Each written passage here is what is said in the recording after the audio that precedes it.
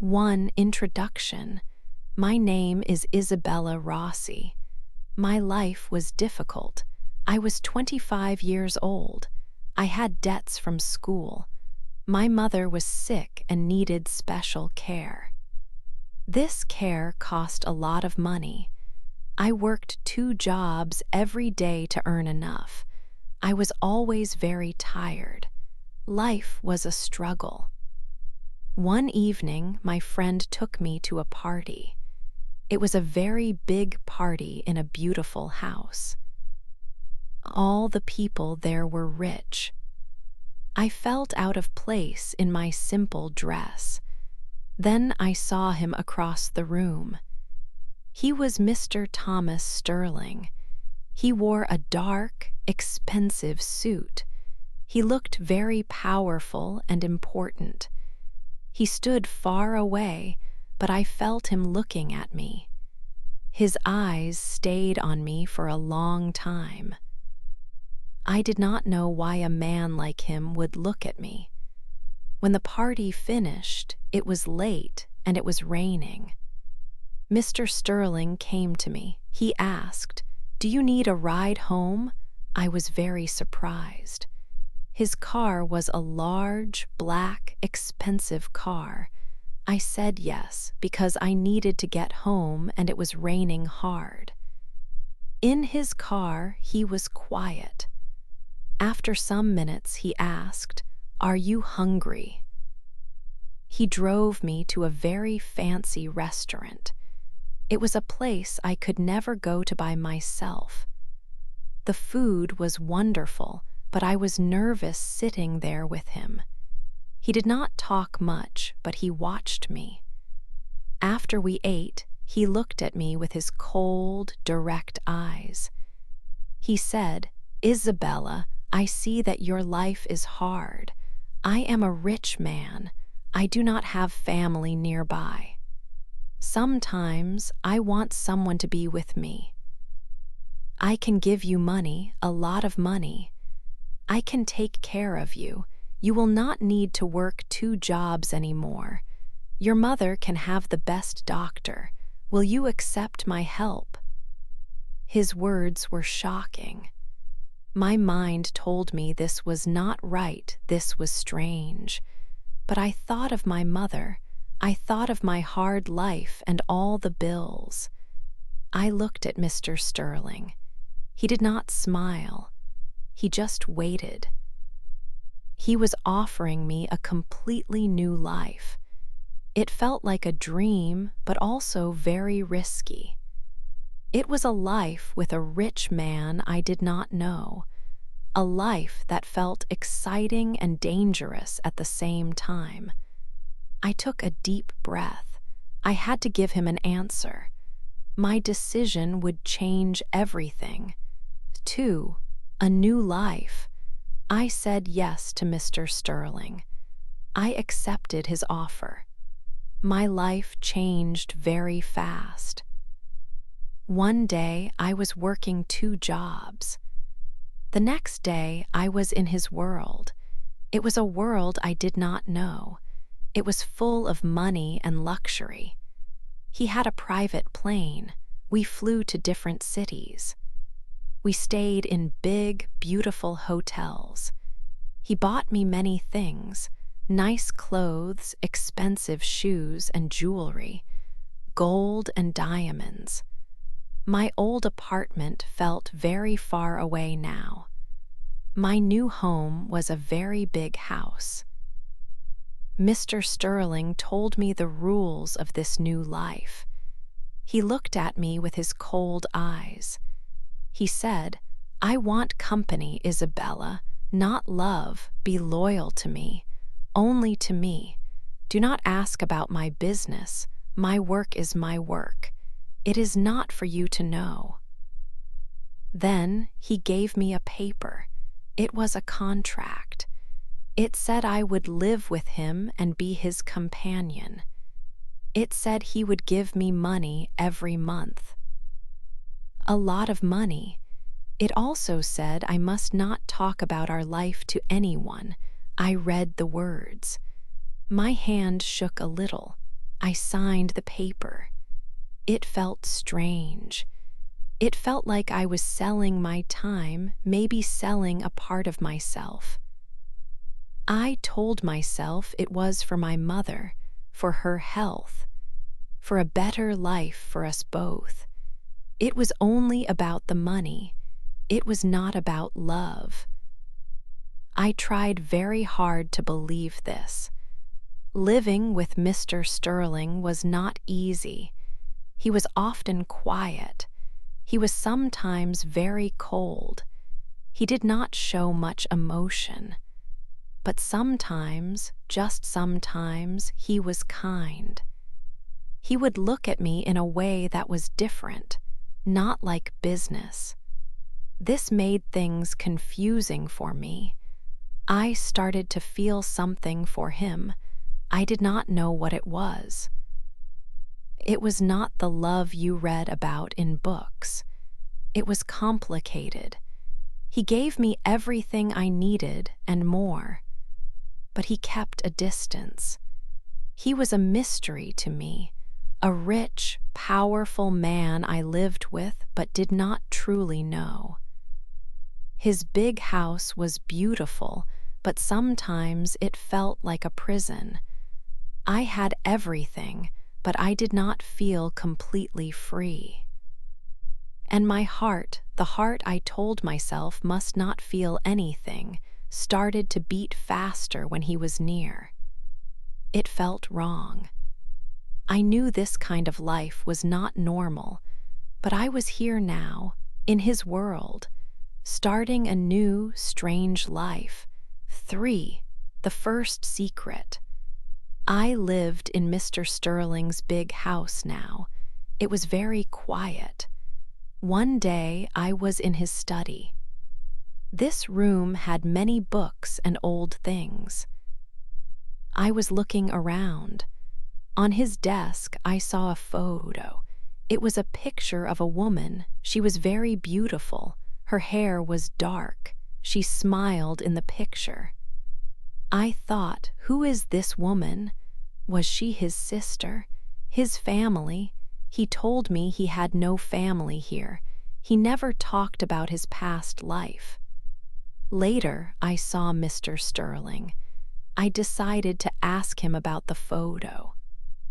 Mr. Sterling, I said, who is the woman in the photo in your study? He stopped and looked at me. His face changed. It became very cold. His eyes were like ice. It is nothing, he said. His voice was hard. It is an old photo. It is not important. He quickly took the photo from the desk. He opened a drawer and put the photo inside. He did not want me to see it or ask about it. His reaction felt strange to me. Why was it nothing? Why did he hide it so fast? In the house, there was also the housekeeper. Her name was Mrs. Gable. She was an older woman. She worked for Mr. Sterling for many years. She did not talk much, but sometimes I saw a sad look in her eyes when she looked at me. One afternoon, I was in the kitchen with her. She was making tea. We were alone. She looked at me for a moment. Then she spoke quietly. Her voice was low. "Miss Isabella," she said, "please be careful in this house. Mr. Sterling has many secrets. What you see or hear, sometimes it is not the truth. Just be careful." Her words made me feel afraid inside. Secrets, not the truth. First the photo, then his cold face, now Mrs. Gable's warning. The beautiful house felt different now. It felt full of things I did not know. I started to feel that I did not know the real Mr. Sterling. What was he keeping hidden from me? The beautiful house felt like a place with many doors, and I could only see a few of them. 4. The paper marriage. Mr. Sterling came to me one morning. He looked very serious. "Isabella," he said, "I need to ask you something important. It is about my business."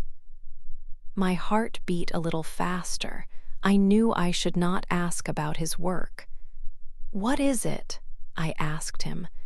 "I need to get married," he said. My eyes opened wide. Married to me? I remembered he said he did not want love, he just wanted company. "But you said," I started to speak. He stopped me. "It is not a real marriage, Isabella," he explained. "Not for love. It is for business only. I need a wife on paper for a new deal. It will help my company very much. It will be a marriage just on paper. Nothing between us will change. You will still live here. I will still give you money. You will be my wife only in name. Will you do this for me, for us?" A marriage just on paper. Not for love, only for his business. It felt very strange. It felt like another part of the contract I signed before. But this part felt bigger. He wanted me to be his wife in front of the law, even if it was not real between us. It felt like I was going deeper into his world, a place I might not be able to leave easily. I thought about the contract that changed everything. I was already living in his world. Maybe this was just the next step, the next thing I had to do because of our deal. It was not about feelings. It was about paper and business.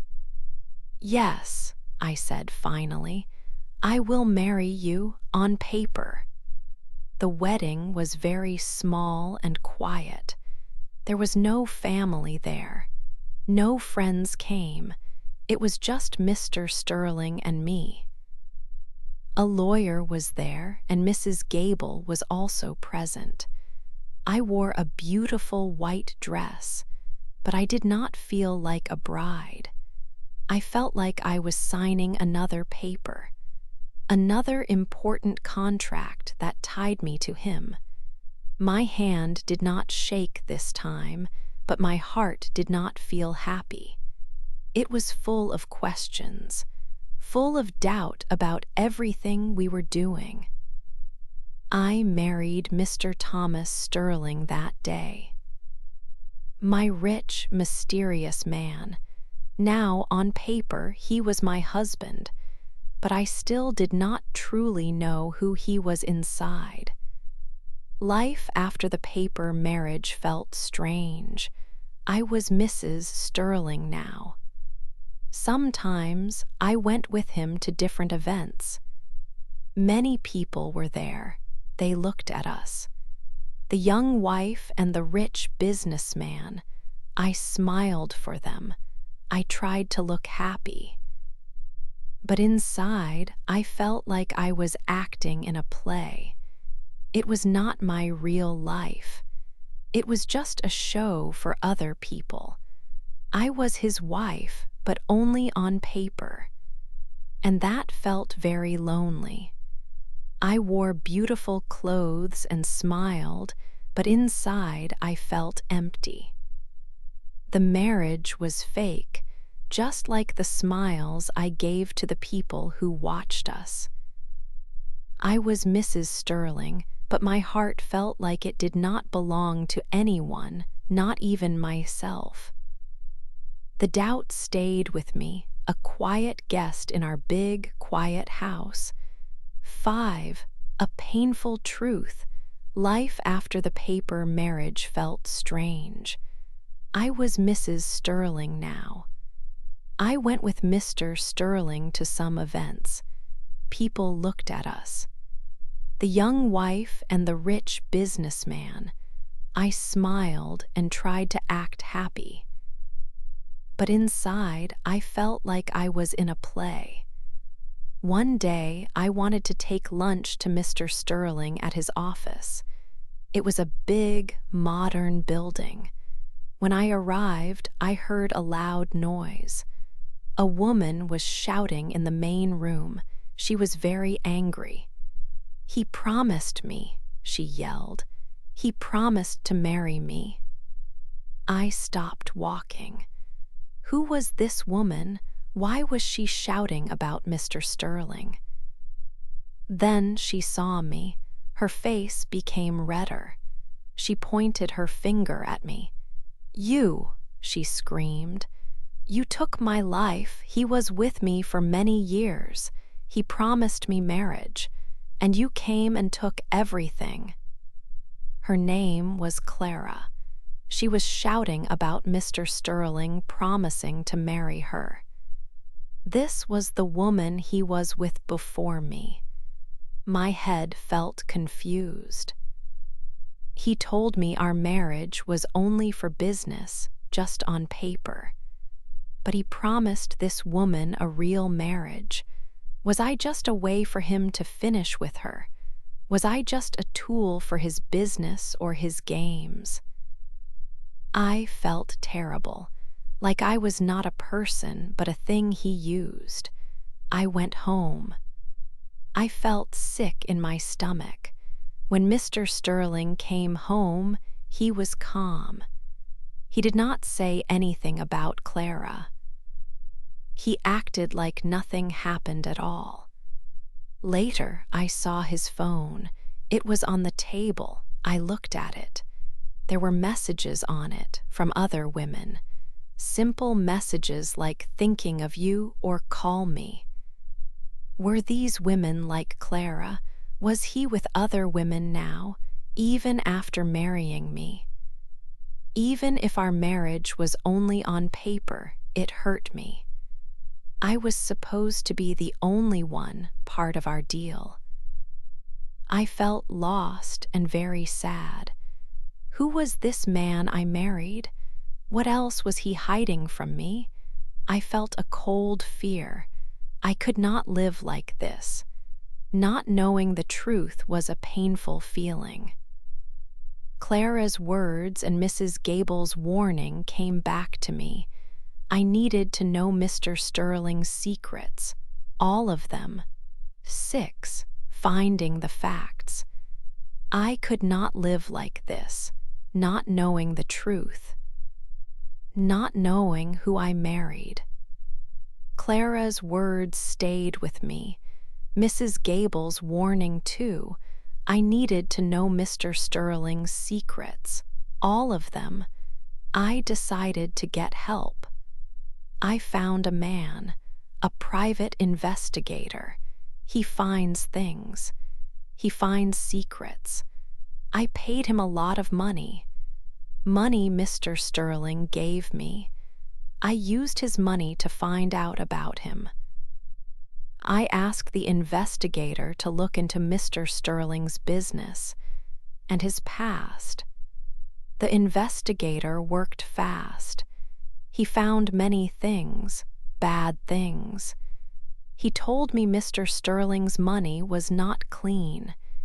It came from bad deals, not legal business. He used companies to hide money. He used different names. And he used people, women, to help him, to cover his tracks. Was this why he married me? To use me, to hide something bigger. Then the investigator told me something that surprised me very much, something big. "Mrs. Sterling," he said, "your marriage is real in law, and because of the papers you signed and the way he put some things in your name, one of his companies, a big one, is now legally yours. Mr. Sterling put it in your name when you married. Maybe he planned to take it back later, but right now it is yours." I did not know this. Mr. Sterling never told me. He wanted a paper marriage for business. But the marriage paper gave me part of his business, a big part. He did not want me to have power. He wanted to use me. But now I had power. A power he never wanted me to have. I was not just a toy. I was not just a name on a paper. I owned something important. I owned a part of his empire. Learning the truth was hard. Mr. Sterling was not just a rich, cold man. He was a dangerous man. His money was dirty. He used people. He used me. But he made a mistake. He gave me power. He did not know I knew. 7. A secret plan. I knew the truth now. Mr. Sterling was not a good man. His business was not clean. He used people like me, but he made a big mistake. When we married, he put one of his companies in my name. The law said it was mine. He did not want me to have power, but he gave it to me. I stopped feeling like a victim. I was not sad and afraid anymore. I decided to change.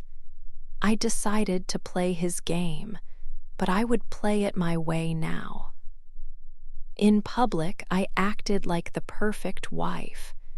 I smiled at parties. I talked to his business friends. I held his arm. I looked happy and loving. People saw the rich man and his young, beautiful wife. Mr. Sterling liked this. He thought I was doing what he wanted. But in private, I was different. When I was alone in the big house, I worked. I studied the company that was mine. I read papers. I learned about his business. How did he make money? Who were his partners? What were his plans? I used the money he gave me to learn more. I hired people to help me understand the papers.